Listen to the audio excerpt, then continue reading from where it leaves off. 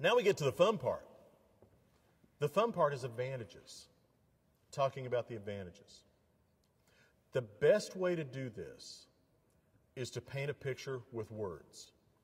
We now know what the customer's desired result is. We've now presented them a way to achieve that result.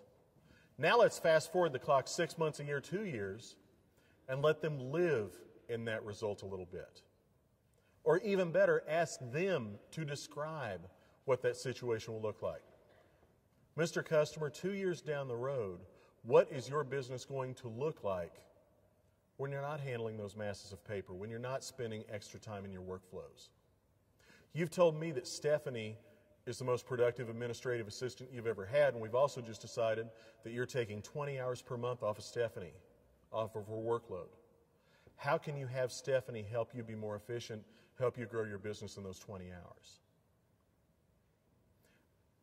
You can ask customers questions even during the presentation phase and ask them to envision the successful result. That's a fun technique because as they do, they begin mentally owning the product that they're talking about.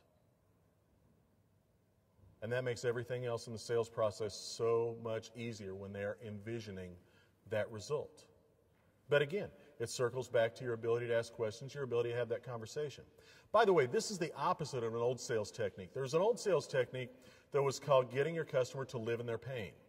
And essentially the idea behind getting your customer to live in their pain was as soon as you came up with a pain point or a problem or a hassle, whatever you want to have, you'd ask your customer very detailed questions. Well, how does that affect you on a daily basis? How much do people come screaming to you? How much money does it cost to you? Just drilling down and twisting the knife. Well, that's okay. It drove home the impact of the problem to your customer, but your customer already knew about the problem. This is a more fun technique because, again, people will buy positives much more quickly than they'll buy off of negatives. Ask the same kinds of questions here about the positive, and you get your customer really excited about the purchase. Let me tell you, one of the most unstoppable forces in the world is an excited customer.